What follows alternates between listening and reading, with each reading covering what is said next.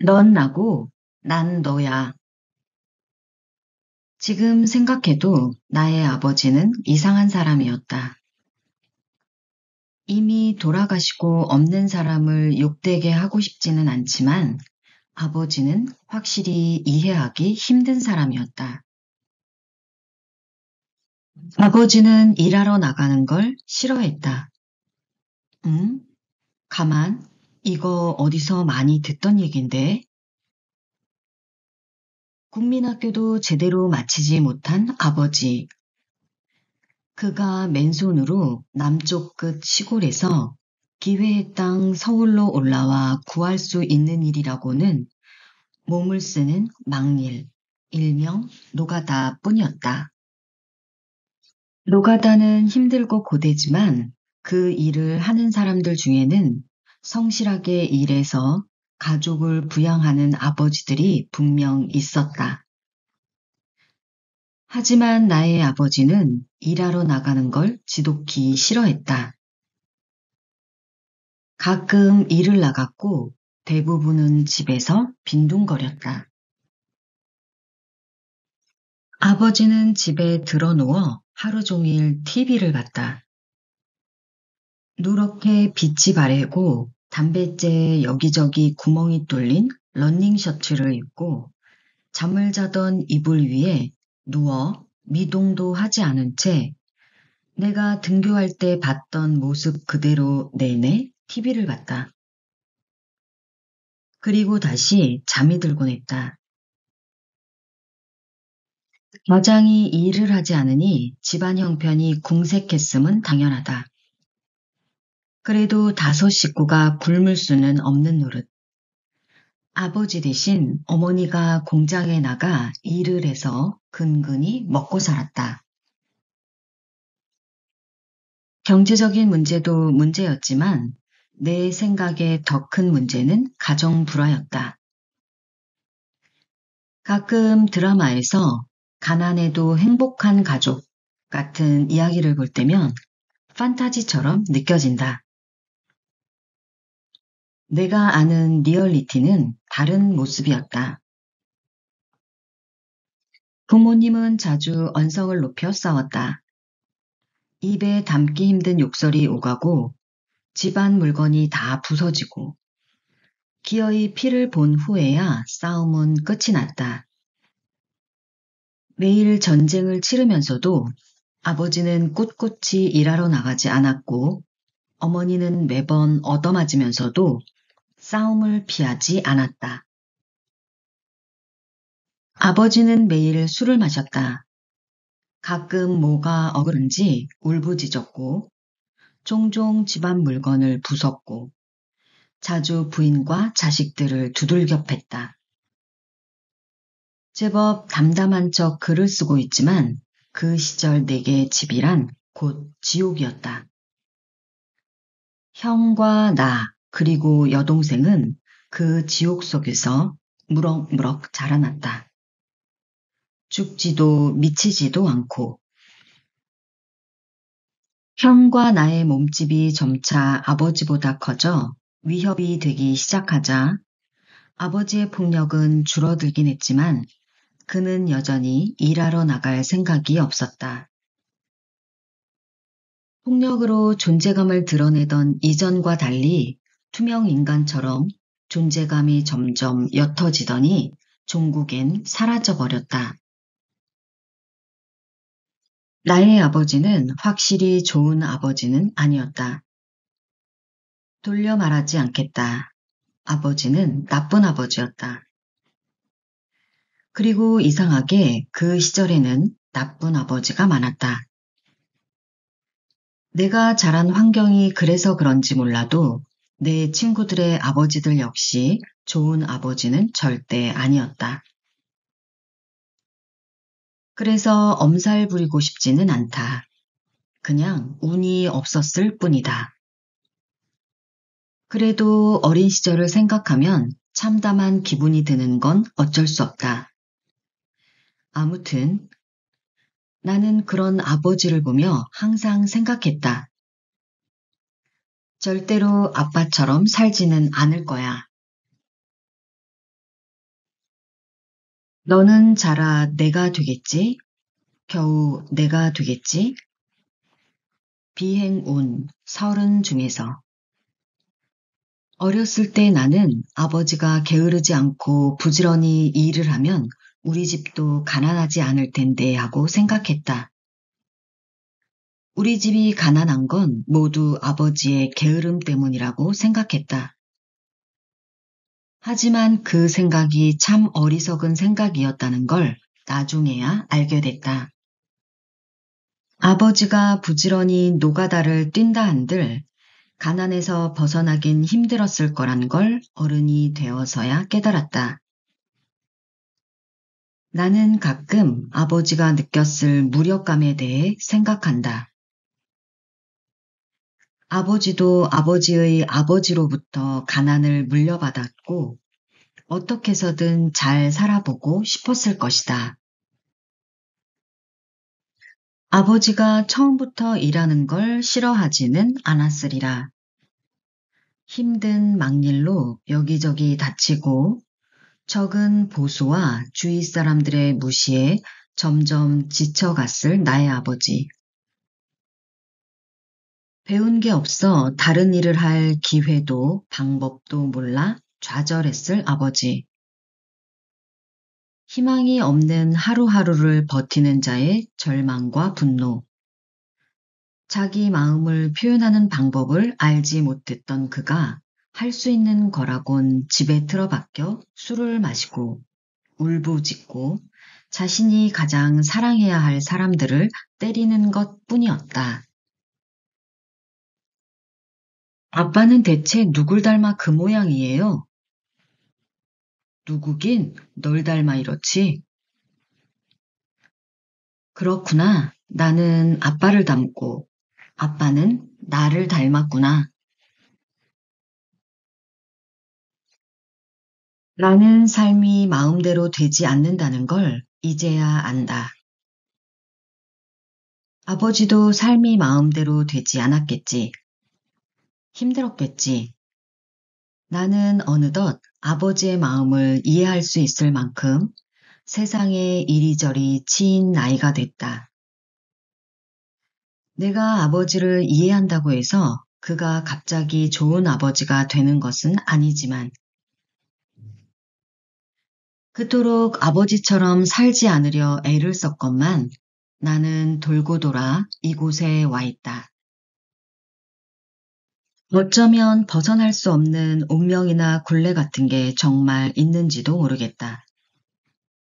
갖은 이유를 붙여 지금 내 게으른 삶을 정당화하고 있지만 결국 나는 닮고 싶지 않던 아버지와 같은 삶을 살고 있는 건 아닐까? 너도 나랑 똑같은 놈이야. 아버지의 망령이 내 귓가에 속삭이는 밤. 난 제대로 가고 있는 걸까? 이렇게 살아도 되는 걸까? 아무래도 길을 잃을 것 같은 밤이다. 고독한 실패가 일단 부딪혀 보는 거다. 실패했을 땐 후회하면 되지. 드라마 고독한 미식가 중에서 고작 식당을 고르는데 이런 비장한 마음이라니 피식 웃음이 새어나온다. 고독한 미식가의 주인공 고로는 직업상 여러 동네로 외근하러 다니는데 먹는 것이 최고의 행복인 그는 낯선 곳에서 오로지 느낌만으로 자신을 만족시킬 식당을 찾아낸다. 낯선 곳에서 식당을 찾을 땐 스마트폰으로 맛집 검색부터 하는 우리와는 매우 다른 방법이 아닐 수 없다. 그래서 그의 맛집 탐방이 마음에 든다. 평가가 좋은, 실패할 확률이 낮은 쪽을 선택하는 것이 아니라 자신의 취향이나 순간의 끌림을 따른다는 점이 이 드라마의 매력이다. 자신의 감각과 안목, 취향을 믿는 것, 실패를 감당할 각오를 하는 것. 그래, 고작 식당 하나를 고르는데도 엄청난 용기가 필요하다. 오늘 이태원에 놀러 가자. 가만, 이태원 맛집부터 검색해야겠다. 이 영화 볼까? 말까? 영화평이 어떤지 찾아봐야겠다. 이 식당 분위기는 너무 좋은데 검색해보니 후기가 없어서 못 들어가겠어. 근처에 평이 좋은 식당으로 가자. 검색하면 후기가 쏟아지는 세상이 되어 확실히 편리해졌다. 그리고 거기에 의존하는 만큼 실패도 줄었다. 하지만 실패가 줄어든 만큼 즐거움도 같이 줄어들었다. 내가 선택하는 즐거움. 미지의 것이 주는 즐거운 말이다. 제목과 포스터만 보고 마음이 설레어 무작정 극장에 들어가 관람했던 영화들. 낯선 동네를 어슬렁거리다 수수하고 단정한 간판이 마음에 들어 들어갔던 선술집.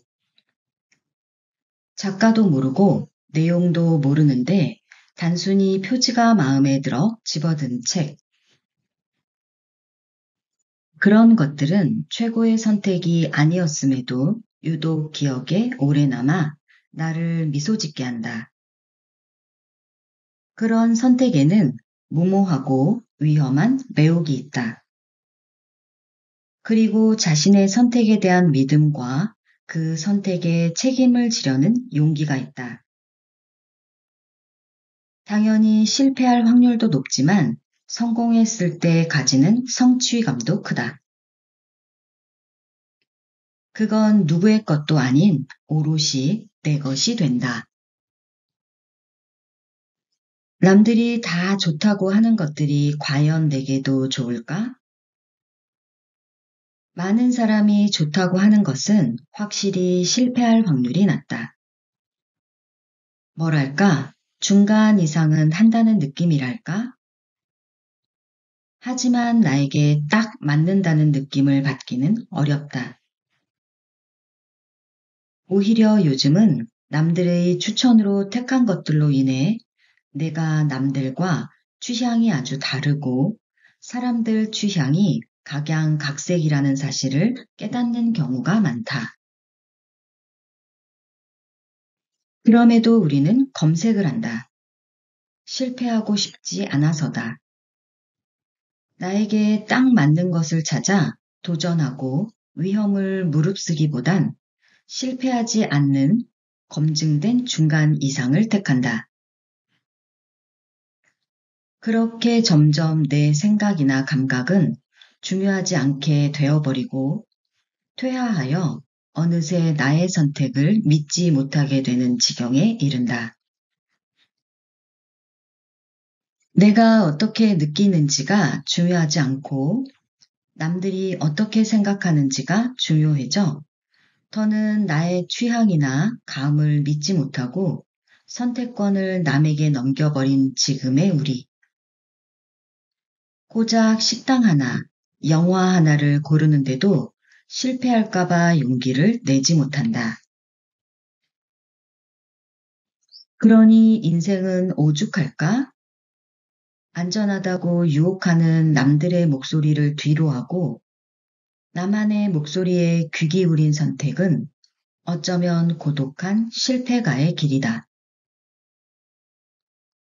하지만 그 길을 가면 적어도 남들이 하라는 대로 사는 남의 인생을 살게 되진 않는다. 모두가 한쪽으로 우르르 몰려갈 때 용기 있게 다른 길을 선택할 수 있는 사람은 나의 인생을 살게 된다.